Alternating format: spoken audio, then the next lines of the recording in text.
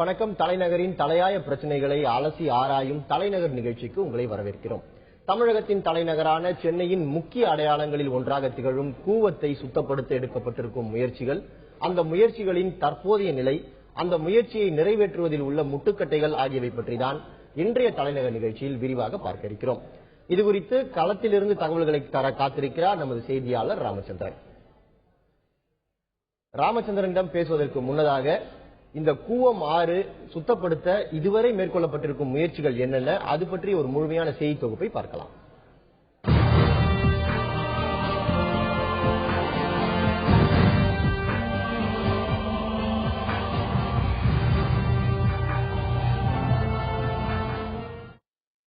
திருவள்ளுவர் மாவட்டத்தில் உருவாகும் கூவம் நதி 72 கிலோமீட்டர் பாய்ந்து வங்கக்கடலில் கலக்கும் சிறிய நதியாகும். மக்கள் தொகை அதிகரித்தல் காரணமாக சுத்திகரிக்கப்படாத கழிவு நீரை நதியில் கலக்கவிட்டதின் பயனே இந்த சாக்கடையாய் உருமாறிய கூவம். 1967ஆம் ஆண்டு முதலமைச்சராக இருந்த அண்ணா காலத்திலிருந்து கூவத்தை சுத்தப்படுத்தும் முயற்சிகள் மேற்கொள்ளப்பட்டன. பொதுப்பணித்துறை அமைச்சராகவும் பின்னர் முதலமைச்சராகவும் பதவி வகித்த கருணாநிதியும் இந்த பணியை தொடர்ந்து மேற்கொண்டார். 1973, 1996 மற்றும் 2006 ஆகிய ஆண்டுகளில் பொறுப்பேற்ற திமுக அரசு கூவத்தை சுத்தப்படுத்துவதில் ஆர்வத்தை காட்டிய போதிலும் பயனில்லாமல் போனது. 2009ஆம் ஆண்டு துணை முதலமைச்சராக ஸ்டாலின் இருந்தபோது அவர் தலைமையில் சென்னை நதிகள் மறுசீரமைப்பு ஆணையம் தனியாக தொடங்கப்பட்டது. அதன் மூலம் சிங்கப்பூர் நிறுவனத்துடன் இணைந்து கூவத்தை சுத்தப்படுத்த முயற்சி மேற்கொள்ளப்பட்டது. பின்னர் ஆட்சிக்கு வந்த அதிமுக அரசு வேறு ஒரு நிறுவனத்துடன் ஒப்பந்தத்தை மாற்றி போட்டது. ஆனால் அதன் நடைமுறைகள் இன்னும் முடியாததால் கூவத்தை சுத்தப்படுத்தும் பணி இன்னும் தொடங்கவில்லை. முன்பு ஒரு காலத்தில் சென்னை மாநகரின் வரமாய் விளங்கிய கூவம் நதி இன்று சாபமாய் மாறியுள்ளது. மாசடைந்த கூவத்தை சீரமைப்பதாக ஆட்சியாளர்கள் எடுத்த நடவடிக்கைகள் வெறும் ஏட்டளவில் மட்டுமே நின்றுவிட்டன. கூவத்தில் பிள்ளைகள் குதித்து விளையாட வேண்டும் என்ற சென்னை வாசிகளின் கனவு நனவாகும் நாள் எந்நாளும்.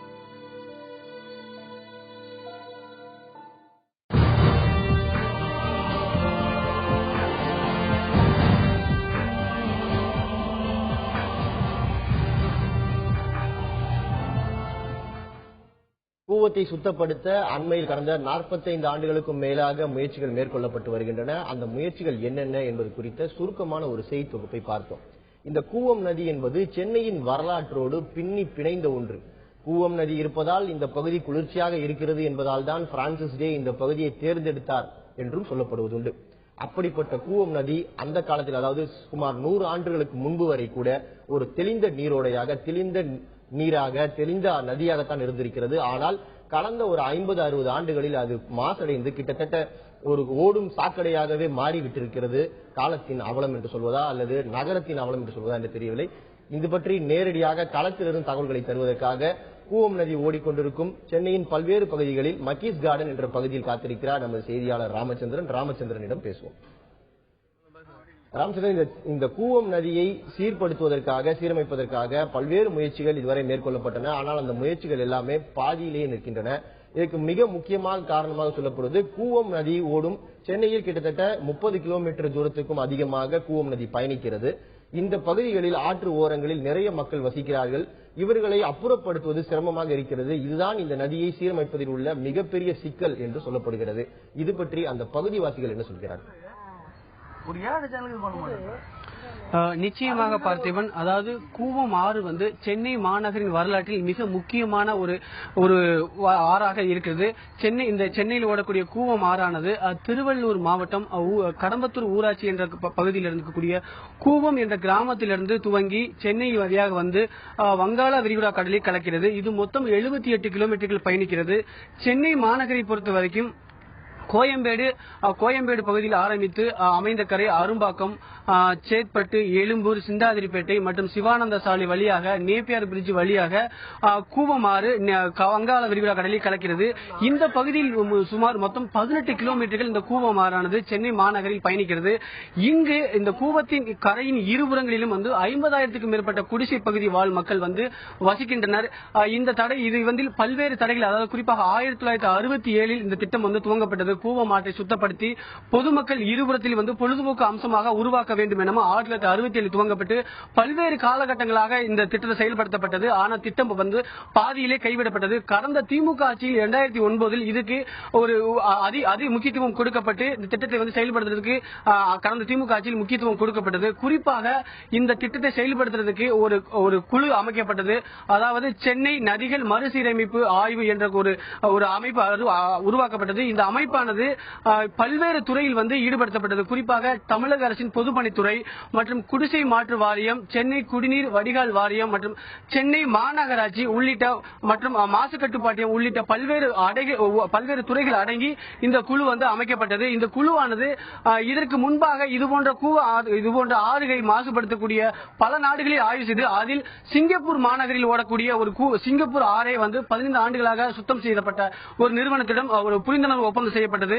அதன் அடிப்படையில் இந்த திட்டத்தை செயல்படுத்த முற்பட்டது. ஆனால் இந்த திட்டம் பாதியிலே கைவிடப்பட்டது.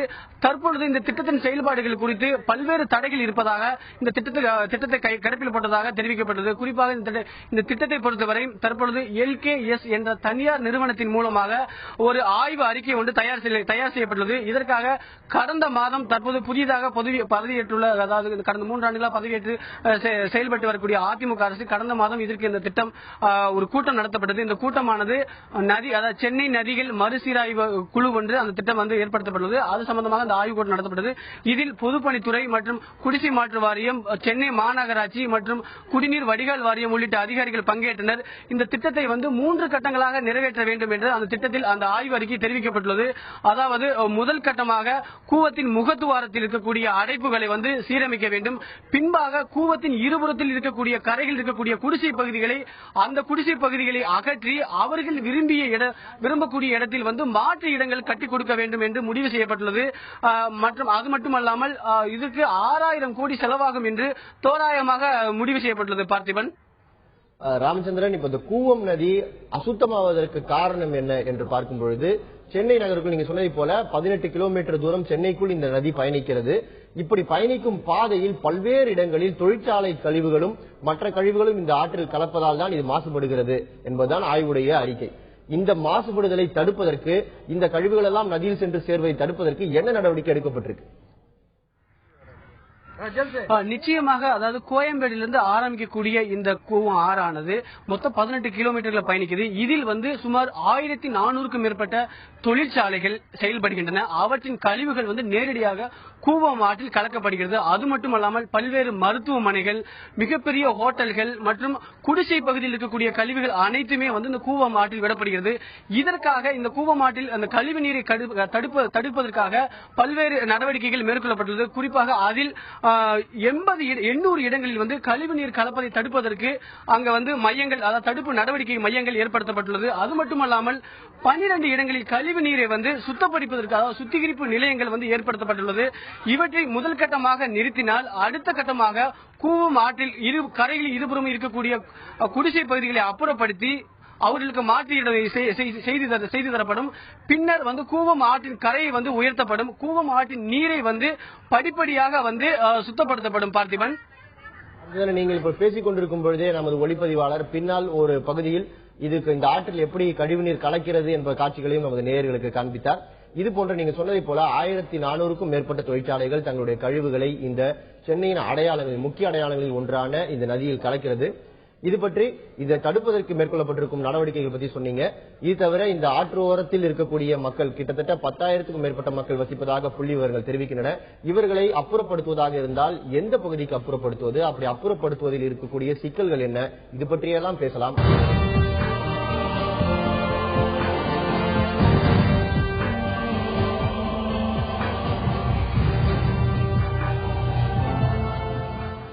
கடந்த திமுக ஆட்சியில் கூவத்தை சுத்தப்படுத்த பல்வேறு முயற்சிகள் எடுக்கப்பட்டன.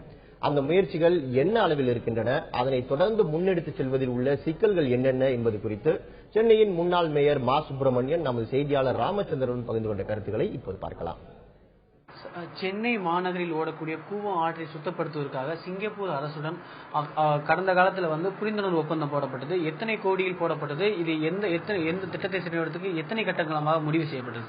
சென்னை ரிவர்ஸ் ரெஸ்டோரேஷன் ட்ரஸ்ட் என்கின்ற ஒரு அமைப்பு ஒன்று தொடங்கப்பட்டதன் விளைவாகத்தான் இன்றைக்கு அந்த கூவம் ஓரத்திலே இருந்த சிவானந்தம் சாலையாக இருந்தாலும் டாம்ஸ் கார்டன் சாலையாக இருந்தாலும் லாங்ஸ் கார்டன் சாலையாக இருந்தாலும் இந்த 3 சாலைகளில் ஏற்கனவே சிந்தாதிரிப்பேட்டை நம்முடைய சித்ரா தியேட்டருக்கு எதிரில இருக்கிற அந்த சாலையில் 500க்கும் மேற்பட்ட குடிசைகள் அந்த கூவத்திற்குள்ளாகவே குடும்பம் என்கின்ற வகையில் மிகப்பெரிய அளவுக்கு பாதிப்புக்குள்ளாகி கொண்டிருந்தார்கள். அவர்களுக்கெல்லாம் அவர்களுடைய விருப்பத்தின் அடிப்படையில் மாற்று இடம் தந்து அவர்களை இடம்பெயர செய்தது மட்டுமல்ல, அந்த ஓரத்தில் அந்த சாலையை பயன்படுத்திக் கொள்வதற்கே பொதுமக்கள் அச்சப்படுகின்ற அந்த நிலை என்பது மாறி இன்றைக்கு ஒரு நீண்ட பூங்கா ஒன்று உருவாக்கி தரப்பட்டது. அதேபோல் மத்திய சென்னை நாடாளுமன்ற உறுப்பினர் திரு தயாநிதி மாறன் அவர்களின் தொகுதி மேம்பாட்டு நிதியில் டாம்ஸ் சாலையிலேயும் ஒரு பூங்கா ஒன்று உருவாக்கி தரப்பட்டது. சிவானந்தம் சாலை புதிய தலைமைச் செயலகம் உருவாக்கப்பட்டவுடன் மிகப்பெரிய சாலையாக அது விரிவாக்கம் செய்யப்பட்டு அதன் ஓரத்திலேயும் பூங்கா உருவாக்கப்பட்டது. இது எல்லாமே கூவத்தை சீரமைப்பதற்கான முதல் கட்ட பணிகளாகத்தான் அன்றைக்கு இவைகள் அமைத்து தரப்பட்டது. ஒவ்வொரு மாதமும் நடைபெறுகிற கூட்டத்தில் என்னென்ன செய்ய வேண்டும், சென்னையிலிருந்து சேகரமாகிற ஒட்டுமொத்த கழிவு நீரும் அதிலே கலக்கிற ஒரு சூழல் என்பது இருந்து கொண்டிருக்கிறது. எனவே அந்த கழிவு நீர் கலக்காமல் அதை தடை செய்து தனித்தனியே அதற்கு கழிவு நீரேற்ற நிலையங்களை, சுத்திகரிப்பு நிலையங்களை அமைப்பது என்பது ஒரு பணியும், அதேபோல் 2 பக்கம் அந்த கூவத்தை ஒரு மிகப்பெரிய அளவில் தூர்வாரி ஆழப்படுத்தி அகலப்படுத்தி தூர்வாரி காங்கிரீட் பெட் அமைத்து 2 பக்கமும் கரைகள் அமைப்பது என்பது இன்னொரு ரீச் என்கின்ற வகையிலேயும் பல வாராக அந்த பணிகள் என்பது பிரித்தெடுக்கப்பட்டது. இதேபோல் சிங்கப்பூரில் ஒரு 15-20 ஆண்டுகளுக்கு முன்னால் ஒரு மிகப்பெரிய ஆறு, சிங்கப்பூர் ஆறு ஒன்று இந்த நம் கூவத்தை விட பன்மடங்கு மோசமாய், பன்மடங்கு சீர்கெட்டு, சுகாதார சீர்கேட்டிற்கு ஒட்டுமொத்த காரணமாய் சிங்கப்பூரில் இருந்த அந்த ஆறு சீர்படுத்தப்பட்டது. கூவம் ஆற்றை சுத்தப்படுத்துவதற்கு என்னென்ன தடைகள் உள்ளன, தற்போது அந்த திட்டத்தின் வடிவம் எப்படி இருக்குது? கூவம் ஆற்றை சீர்படுத்துவதற்கு இருக்கிற தடைகள் என்பது, அதாவது முதன்மையான தடையாக கருதப்படுவது ஆற்றங்கரை ஓரத்தில் இருக்கிற குடிசைவாசிகளை, குடியிருப்புகளை மாற்றி கொடுப்பது என்பது, அவர்கள் ஒப்புதலை பெற்று மாற்றுவது என்பதுதான் சிறந்த இதுவாக இருக்க முடியும். அந்த வகையில் ஏற்கனவே நம்முடைய நிர்வாகம் அதை செய்துவிட்டது. தளபதி தலைமையில் அது பெரும்பகுதியாக செய்யப்பட்டு விட்டது. இனிமேல் கூவத்தில் ஓரத்தில் இருக்கிற வீடுகளின் எண்ணிக்கை ஒரு குறைவாகத்தான் இருக்கும். மெஜாரிட்டி வீடுகள் அன்றைக்கே மாற்றி தரப்பட்டு விட்டது. அதேபோல் சிந்தாதிரிப்பேட்டையில் இருக்கிற ஆட்டோ ஒர்க் ஷாப்ஸ், ஏறத்தாழ 500க்கும் மேற்பட்ட ஆட்டோ ஒர்க் ஷாப்ஸ் இருக்கிறது. அவற்றையெல்லாம் மாற்றி நம்முடைய சுங்குவார் சத்திரம் பக்கத்தில் ஒரு இடம் அவர்களுக்கு ஏற்கனவே ஒதுக்கீடு செய்யப்பட்டது. அந்த இடத்தை அவர்களும் போய் பார்வையிட்டு ஒப்புக்கொண்டார்கள். அந்த சங்கத்தினர் அங்கே செல்வதற்கு, ஒப்பந்தம் போடுவதற்கும் தயாராகவே இருந்தார்கள். எனவே பெரும்பகுதியான அடிப்படை வேலைகள் அனைத்தும் அந்த திமுக ஆட்சி நிர்வாகத்தில் தளபதி அவர்களால் செய்து முடிக்கப்பட்டு விட்டது. எனவே இப்போது அதை செய்ய நினைத்தால் மிகவும் எளிது. ஆனாலும் கூட இது ஓரிரு ஆண்டில் செய்து முடியாத ஒரு விஷயம். திமுக நிர்வாகம் தொட்ட பணியை இவர்கள் செய்திருந்தால் இந்நேரம் ஒரு 40% பணிகள் போயிருக்கும். இன்னொரு 5 ஆண்டு காலம், இன்னொரு 6-7 ஆண்டு காலம் என்கின்ற வகையிலே தான் அந்த பணிகள் நீண்ட ஒரு காலத்தை பிடித்திருக்கும். ஆனால் ஒரு மிகப்பெரிய அளவில் சென்னைக்கு ஒரு எழு கிடைத்திருக்கும். கூவம் நதியை சுத்தப்படுத்த கடந்த ஆட்சியில் மேற்கொள்ளப்பட்ட முயற்சிகள் என்னென்ன என்பது குறித்து அந்த ஆட்சியில் சென்னை மாநகரின் மேயராக இருந்த மா சுப்பிரமணியன் அளித்த தகவல்களை பார்த்தோம்.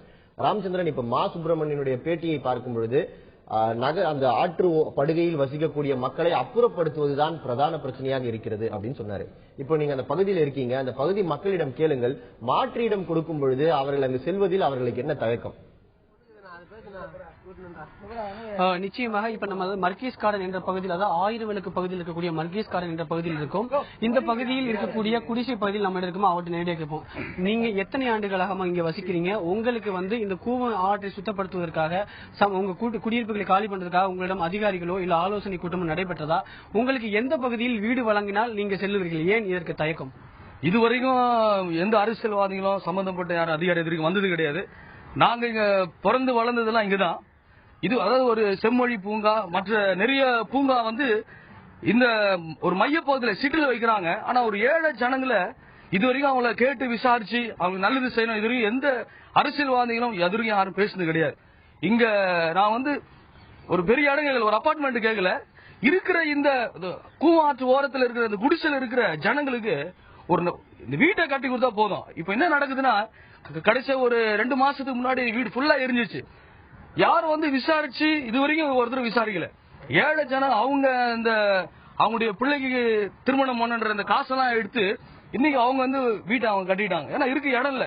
இது வரைக்கும் பாத்தீங்கன்னா குடிசை கூட கிடையாது. இது வரைக்கும் குடிசை இருந்தது, அதுவும் எரிஞ்சிச்சு. இப்ப ஒண்ணுமே கிடையாது. இந்த தொட்டி மாதிரி, இந்த ஆடு மாடு இருக்கிற தொட்டி மாதிரி அதுல ஏழை ஜனங்க இருந்தாங்க. ஒரு அரசியல்வாதி இது வரைக்கும் வந்தது கிடையாது, கேட்டது கிடையாது.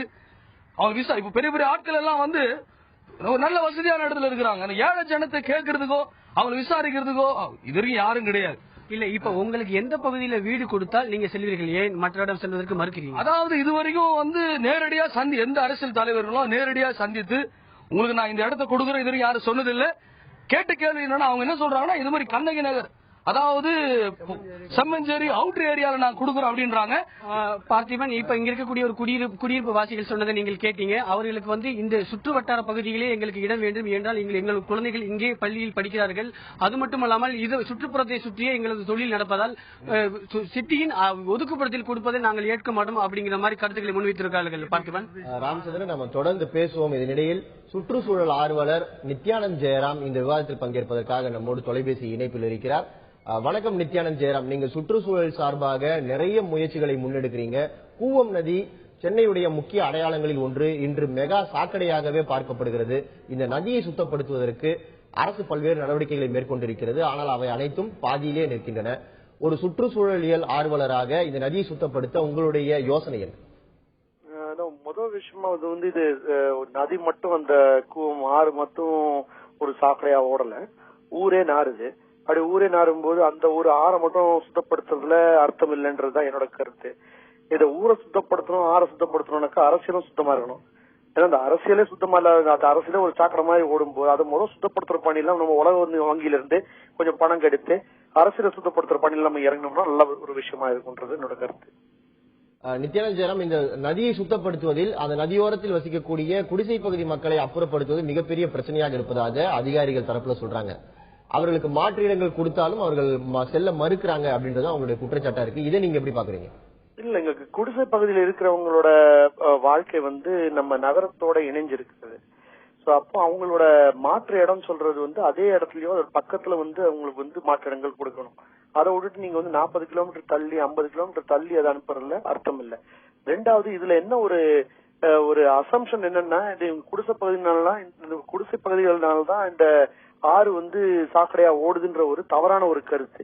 ஏன்னா இதுல வந்து மெட்ரோ வாட்டரோட ஆய்வின்படி மெட்ரோ வாட்டரோட சுத்திகரிக்கப்படாத ஒரு கழிவு நீர்கள்னாலையும் பல இடங்கள்ல லே அவுட்ல வந்து ஒழுங்கான ஒரு தரமான ஒரு சாக்கடை வசதிகளோ சுத்திகரிப்பு வசதிகளோ இல்லாத ஒரு காரணத்தினால்தான் மெட்ரோ வாட்டர் தான் இந்த நதிகளோட ஒரு மோசமான நிலைக்கு முக்கியமான காரணங்களா இருக்கிறாங்க.